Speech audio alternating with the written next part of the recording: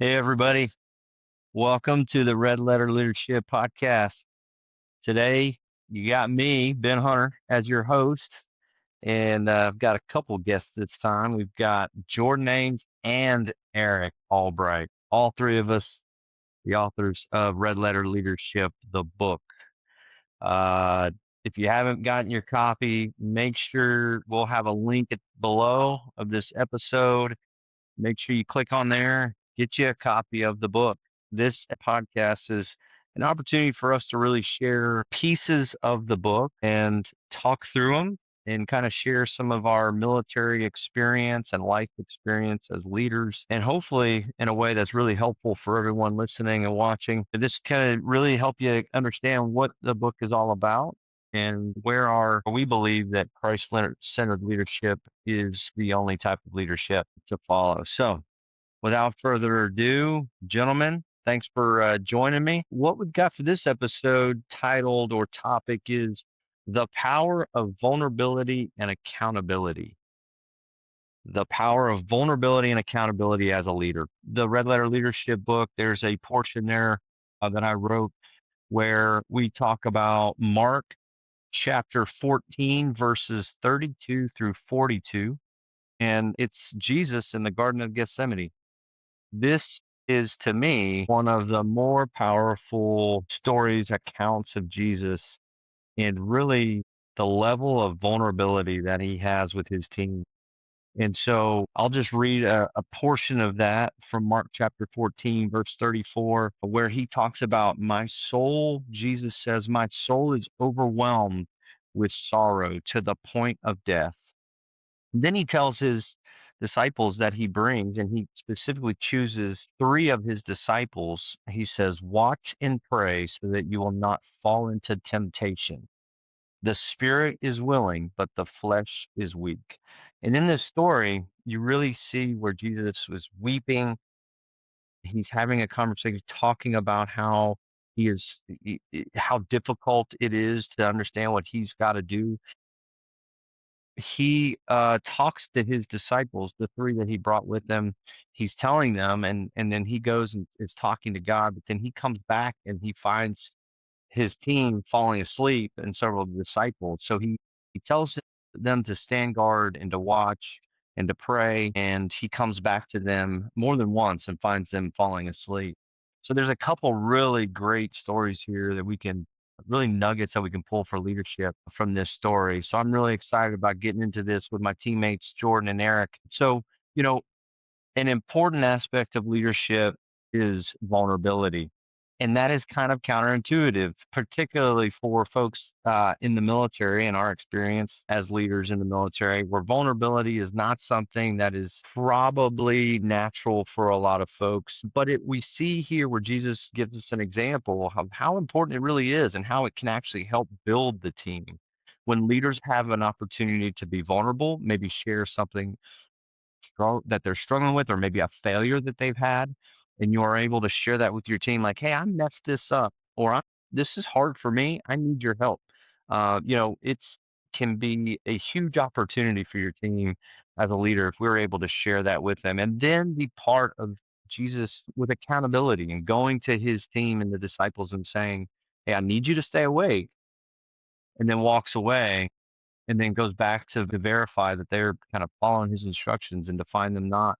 And he's quick to let them know, like, this, you need to do this. It goes back, we find out he goes back more than once to check on them, and they're not following his instructions. So really great opportunity for us to have a great conversation here. So I'm going to kick this off right away with a question to Jordan.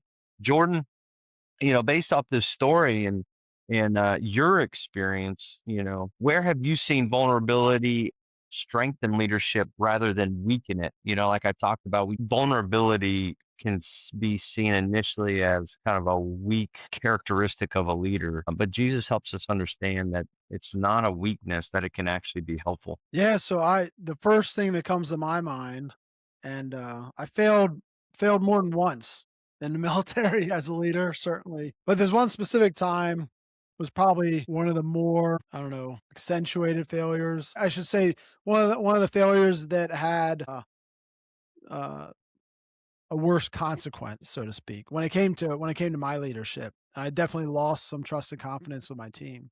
So we were doing I was a special operations team commander, and we were doing a certification exercise, and I had some performance failures that happened, and like I knew it was me. My team knew it was me, but I could have very easily tried to say I could try to make excuses, and I knew that wasn't going to help the situation. Thankfully, what I did well was was know that and take ownership of it, and I was okay with making myself vulnerable. You kinda in that situation, it was like I made myself vulnerable in the failure, so it was kinda easy to be like, "Alright, I'm already vulnerable.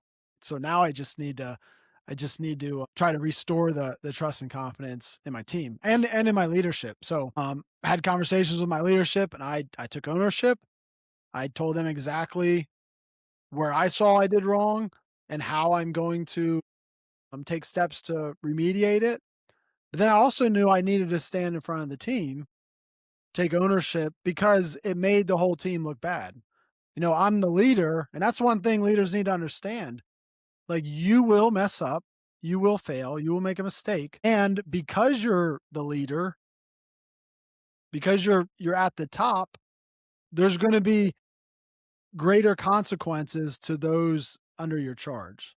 That's just how it works. Organizational leadership, that's just how it works. You're not gonna get around that. And so that's what happened. Like, from outside our team, people looked at our team and was like, "Oh, they're kinda jacked up." But I knew my guys were doing the right thing, and it was my own performance that jacked things up. So I needed to make sure that I was open and vulnerable about that to my leadership, even to some of the adjacent teams, because I didn't want them to like, "Look, this team is good. I screw these things up, and I'm gonna rectify it." And certainly, I stood in front of my team, and I took that ownership, and it didn't immediately restore the trust and confidence. I think throughout we had a decent deployment. I think there was some on my team that probably never really got their confidence restored. Granted, part of that could be their own fault. Like, I didn't do something else that would have destroyed it. And some of them certainly, it was restored. But yeah, looking back on that, I learned a ton from there. Not only, learning my job, the performance failures, and so I learned from there and could do my job better. But from a leader's perspective, I learned that, hey, yeah, this actually I recovered quickly. It bought me ground, especially with my senior enlisted advisor, like my right-hand man. It gained that confidence back very quickly. And I was thankful he was also a believer, so that that certainly helped me. But yeah, it's very important to not delay when you have a failure, maintain your integrity, be humble, take ownership, move forward. Man, that's good. That's good. I think about this is I think the second time now bringing this one up, but the good to great. And when we fail, we should look in the mirror. When things go wrong, look in the mirror, and then when things go right, look through the window and thank the people that got you to that success. And so good on you, right? Like, this didn't go well. Let me evaluate what I've done, and found out, yeah, I screwed this one up. But then taking that next step and getting in front of your people and your team and tell them like, hey, I messed this one up. It's on me. I think a lot of leaders may not be able to do that. Uh, that's good, man. That is so good. Hey, Eric, what Eric, about you, Eric, man? You got anything? yeah, you ever have to direct out an AV8B or something? Ha! Look, y'all crazy. First of all, thanks for having me on to spend some time with you guys. It's finally good to be able to come in here and just kind of rip through on leadership, man, because I know it's what makes us all tick. So it's good to have the band back together a little bit. First time, I think, since the book has been published in September that we're all kind of here riffing Yeah. on it again. So that's exciting. Dan, this whole vulnerability thing. I got a couple thoughts. Okay, the first one is number one, well, for us, the Marines, but your people are going to know if you're faking the funk or you're not. Okay. So a lot of times, vulnerability is really the society. So you said in the beginning, Ben, it has a stigma. And my thought was like, okay, from whom? From whom is this quote unquote stigma coming from? And the only answer is society, right? The one we live in. And so that's all fake news. And so stigma is something a society ascribes to it. So why don't we do this? Why don't we just go back to scripture and see what Jesus says about it? Oh, shocking. Actually, the upside down world, he came here not to take over, but to serve, right? Not to be served, but to serve. And vulnerability is weaved into his entire existence and his presence and his time spent here with us, right? And the Garden of Gethsemane is one small example of that. And so for us, Ben, our Marines knew what before we did that whether we got it right or got it wrong, what they're watching for and what your people, if you're listening to this podcast, they're going to be watching for is your response. Okay. Are you going to try to cover it? Are you going to try to make excuses? Or are you going to try to own it? And so, and I think, what is it? Jocko's book, Extreme Ownership Matters. So not only look for opportunity to own your mistakes and be vulnerable about the things that you've done that weren't necessarily the best decisions, look for opportunities to remove that burden from your team as well. So I had an example recently at my current job, actually just today, when somebody, through a breakdown in communication, didn't pass words, the guy showed up early, basic things. And I was like, fellas, get on the call at 9 o'clock. We'll get all together. We'll figure this out. The first thing I said was, because the guy texted me on the side, he's like, I know I told him the first thing I said on the call was, fellas, look here. I don't know what the disconnect here was, but let me tell you this. I'm gonna own it. It's on me. So let's move forward. And right there, just by doing that, you've now disarmed any emotion attached to that conversation. Like I'm going to give you the benefit of the doubt. I'm going to take that burden away from you and own it as the leader in this conversation. And then we can have a productive meeting from then on. It's simple things. Like we're not talking about cosmic rewrite the playbook stuff. We're talking about basic human interaction on a day-to-day level. It doesn't need to be something that like I need to study for 30 years to do. It's simply this. The phone call was made. I said it was my fault. No one else needs to be responsible except me. Let's move on with business. And that's what happened. So when we Yeah. talk about vulnerability, it really is like, are you willing to be wrong? Are you willing to take accountability for being wrong? And I think that's my first thought. And I have another one. I'm sure you got some response, Ben, so I'll hand it back over. But I got another thought on this whole Garden of Gethsemane thing that I'd like to throw in when you got a second. Absolutely, man. That's good. Hey, so what I think about hearing you is like what our people want is not perfection. No, People want somebody to be real. They want to real. follow someone who is real. And so Integrity. it's easy. And again, I'm hopeful that an audience that we have out there are young officers in the military, young NCOs, who are listening. It is easy when you're in the job in the career of military where you think, and there is a culture of, failure is not an option and culture of like, you can't fail, which is not right. Right. And then yes, in combat, lives are at stake, but in training, you have to be able to fail in order to learn, right? Yeah, I mean, I think we build it up in our heads as I'm not allowed to fail. I can't look weak in front of my soldiers, in front of my team, and so we try to have this persona of being perfect. And when things don't go well, we'll spin our heads into a way of like, all right, how can I color this in a way that, you know, makes me look like I'm not at fault, even though I'm at fault. When really we just need to be real with our team and say, hey, that one was on me. I will not do that again. I learned from that mistake. It, yeah, it's so much more powerful, right? And it's funny how our sinful nature is to lie or to deceive, to make ourselves look better, when really the much better thing for our team and our organization is to own it. Hey, let's go back to the garden. This is not where I wanted to go, but it's just popped in my head. Let's go back to the garden and where the fall happened, okay? What was the first thing that Adam, the first leader of a household, and number one, what was the first thing he did when God showed back up in that garden and said, hey, bro, what about that apple? What's the first? Do you remember? You guys remember the first thing he did? Even My wow, wife, hey, my yeah, wife gave it to me. he pointed at Eve. He's like, hold on, this Yeah, ain't me. he said, not me, bro. Look right there. This woman you gave me. So did that thing. So like from the very beginning, man, so my point is our nature post fall, our natural inclination is to not want to take responsibility for it. Our That's right. natural inclination is the finger point. And Heisman I would that. say Heisman that thing, like Stay away. Hot potato. Get off that grenade. But I would say, Ben, here's your T-shirt for you fancy recon guys with big muscles. And so take away this whole failure is not an option, and you need to rewrite the T-shirt that says failure in training. You're right about that piece. In training, failure has to be an option. That's right. Because if you're leading an organization and you don't push them to failure, how do you know their limits? How do you know what they're capable of? If you stay living inside the comfort zone, man, you're never going to grow. That's right. Growth only occurs outside of this comfort zone, inside that box. And you know what that dash line is that holds you inside that comfort zone and keeps you from going outside of it? Fear. It's called fear, Ben.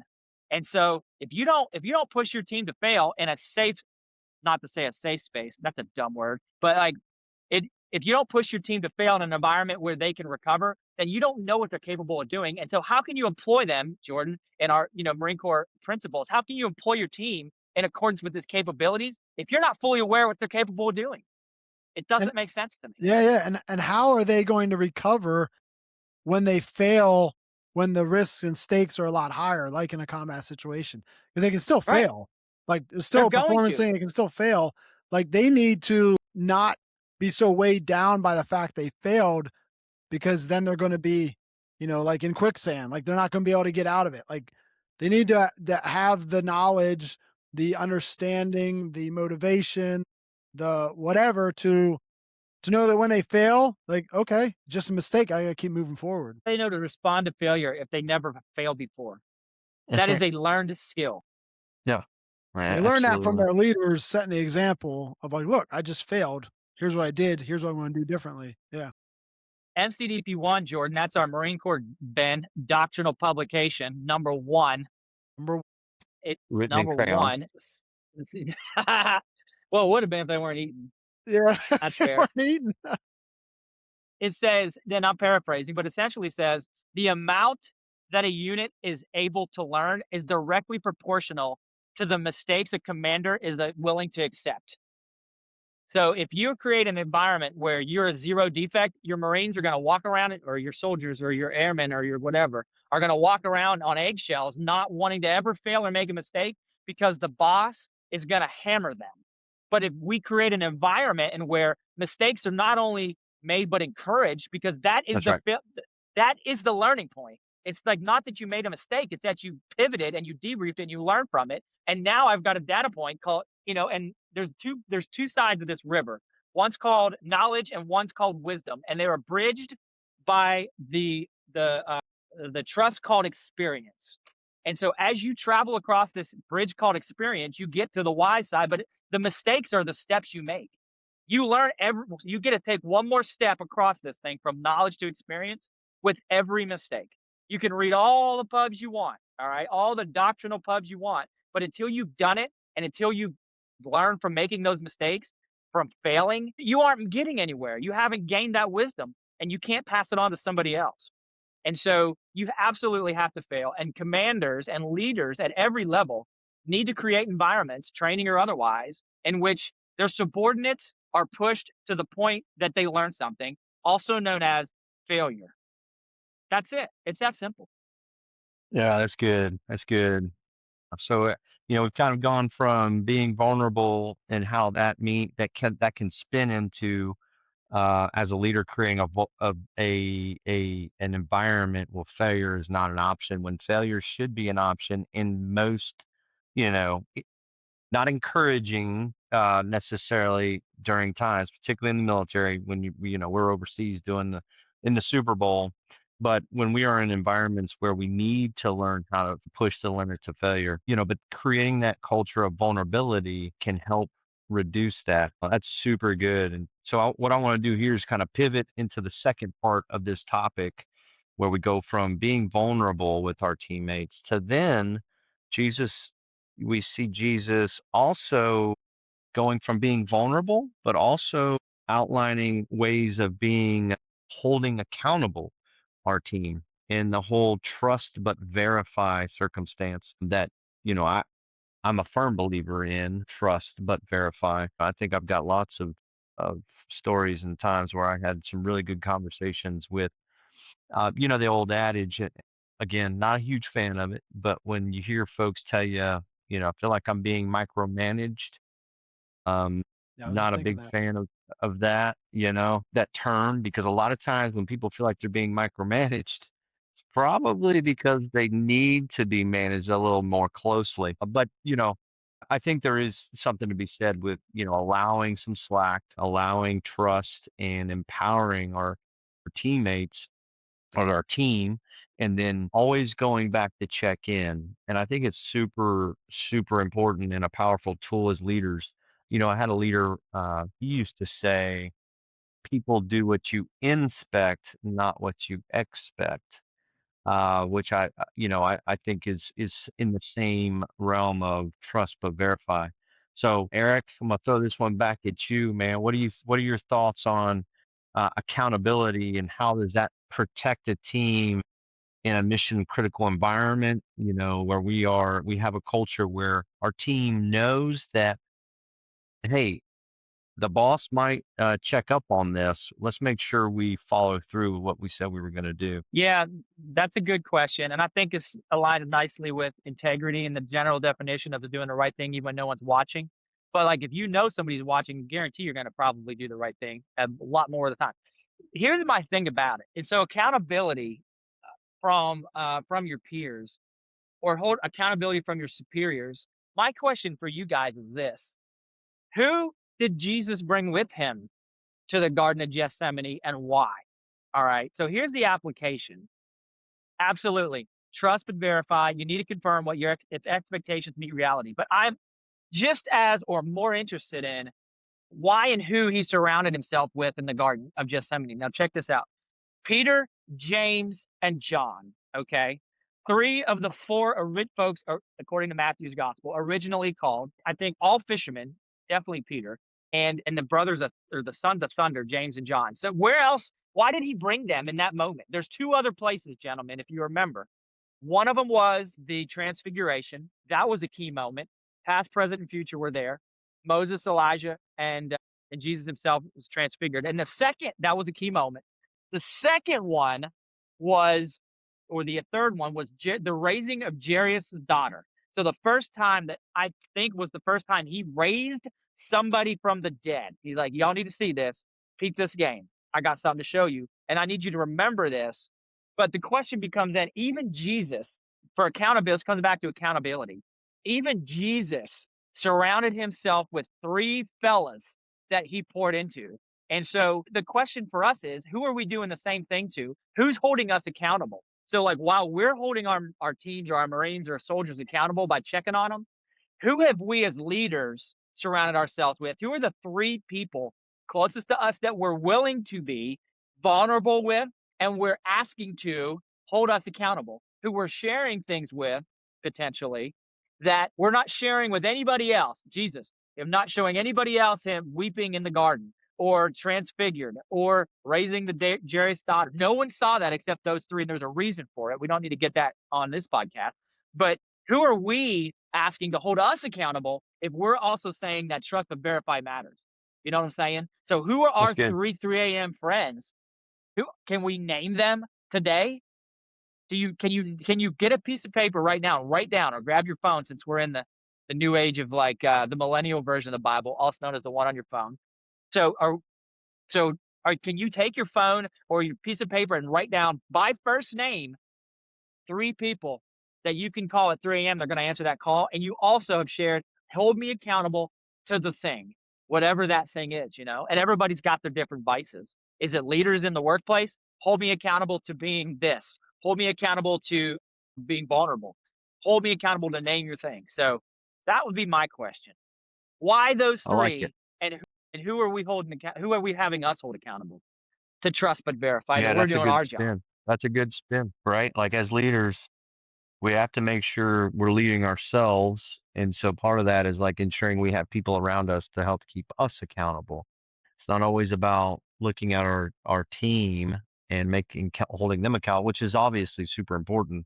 So I like that. That's important that we kind of take a step back and, like, okay, I know how to keep my team accountable. How do I make sure that I have a team that's going to help keep me accountable, and that helps reduce burnout, keeps endurance and can continue in the fight by having a team around you that surrounded you with folks that can help you when you need it. Jordan, what do you think?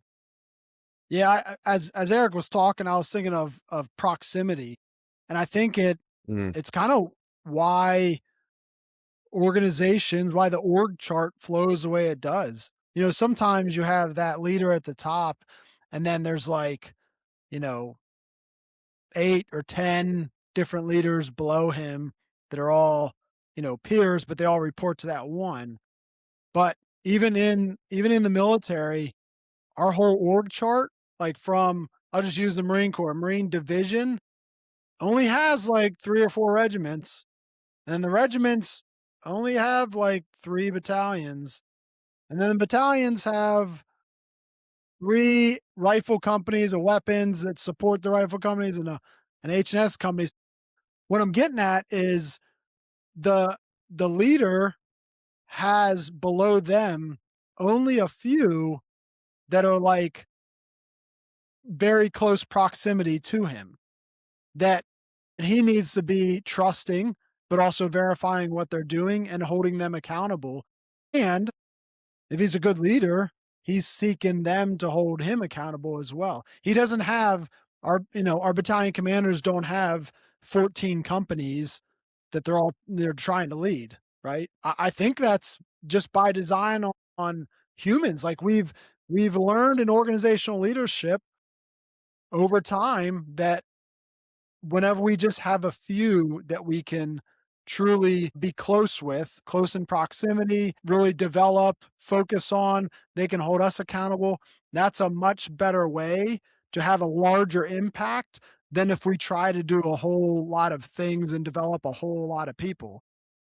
So yeah, I think Eric hit the nail on the head with bringing out the example of, yeah, who were they? It was Peter, James, and John, and these were the 3 Jesus poured into more than he did the whole 12. And not to mention, we know that there were many others who were considered Jesus' disciples, but there was the closest 12, right? We know is the is more of a close team that then went out and really developed the church, obviously with Paul as well. But those 3 close ones, I think that gives us a great example of a proper organization and how you pour into certain individuals. yeah, no, that's so good, man.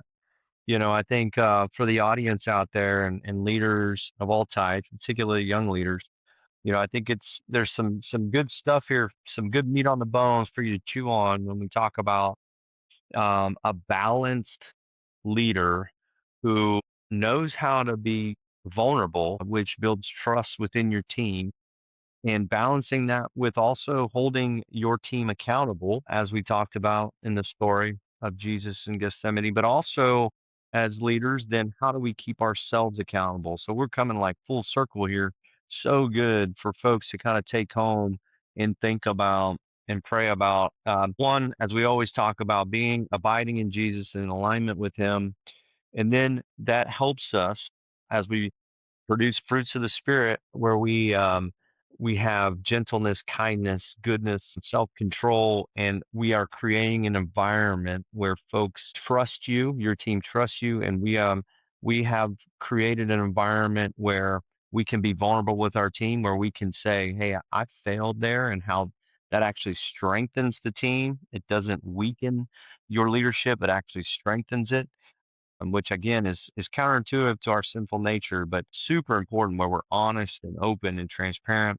And then, back into accountability where we have the ability, again, where our team trusts us. We have created this environment where we can go to our teammates like, hey, I asked you to do this thing. I came back and checked on it, and I didn't quite meet my expectations. I need you to follow through with this. And then, for our team to be able to take that, I know when I had leaders I worked for and they had that little talk with me, where it wasn't, you had leaders, we all had leaders that yelled and screamed or were always mad, right? And it just turned into white noise. But you had the leaders who you respect, who came to you and gave you a little talk, didn't have to raise their voice. And it was like the disappointed dad.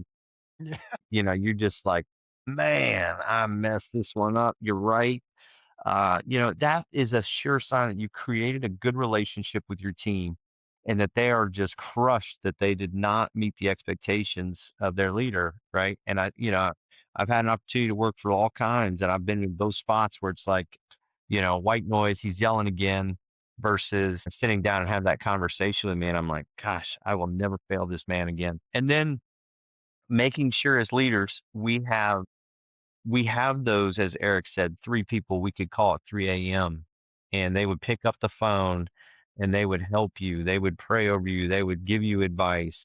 They'd mentorship you, discipleship. So super, super a great point for Eric to bring up of like, hey, not only do we need to hold our team accountable, we got to make sure we have some things in place and people we know to keep ourselves accountable.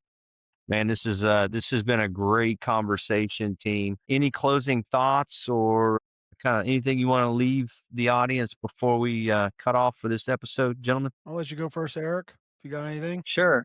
Now, the only last thing I was going to say is like once that I was thinking about it when you were just talking there, man. Once that culture is created in our team, that comes from the top down, in which extreme accountability, extreme ownership. Once the team embraces and adopts that mentality, you no longer will have to debrief them on what they did wrong because they're going to start to debrief themselves.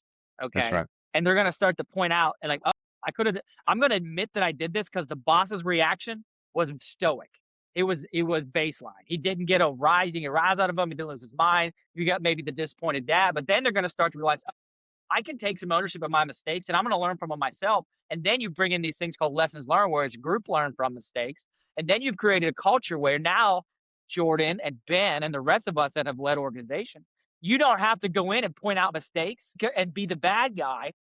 So now not only are people debriefing their mistakes, you don't have to point them out. And so now you get to be the good guy because when they make them, you could actually turn their mistakes into a positive experience for them. Great job, guys. I'm glad we learned that.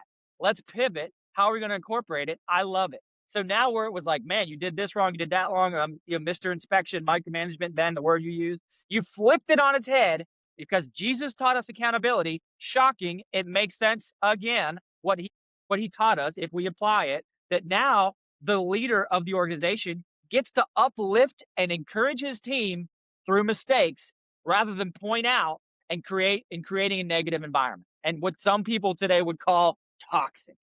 So how cool was that? Yeah. Yeah, that's awesome. I just want to touch again, like, and Eric just did a little bit about micromanagement because there can be a fine line between trusting and verifying and slipping into micromanagement. Certainly, as Ben mentioned earlier, like sometimes based on someone's performance, they need a little micromanagement, but that micromanagement should be a graceful, loving way to develop them, not to just, oh, they need my thumb on them, so I'm putting my thumb on them. And transient. Micromanagement is due to a lack of training, and it's not always their fault. Yeah, no, great point. Yeah, it's not always their fault. You're right. You had brought up Jocko Willink earlier, Eric. That's I love that about kind of his messaging. It's always a leadership solution. And I also love I share this with my kids. I took it from Jocko is discipline equals freedom. I, after I saw that, I don't know, on his t-shirt, he said it, whatever. I've seen that in principle throughout scripture. Yeah, people are look at the Proverbs, right? Times you're disciplined, you're going to have more freedoms. And I say that a lot to my children. I even say to my children, when you discipline yourselves, I don't have to. So like then you get more freedom, right? I don't have to micromanage you if you're doing what you're supposed to do, so to speak. So yeah, and that's the goal, right? Is that your team, your children, whoever it is, whoever you're trying to develop, that they get to the point to where they're taking the ownership, they're disciplining themselves, and the verification has occurred. It's happened. So good. Great topic, So Ben. good, Thank guy. you. Yeah, And man. great job, Ben. This is good, team. Hey, so audience out there, remember, Jesus was the perfect servant leader. We need to be more like him every day. Being a servant leader, being vulnerable is not a bad thing. It's actually a really good thing and can help build your team and build a culture that allows for your team to excel. Vulnerability is not a bad trait as a leader. It's a strong, good trait as a leader. So take that one and think about it. Become a better leader through Christ-centered leadership. Again, pick up the book. Follow the link below. We pray the book is a blessing to anybody that reads it. Thanks again to Eric and Jordan for joining us today. And we will see everyone next time for the next Red Letter Leadership podcast.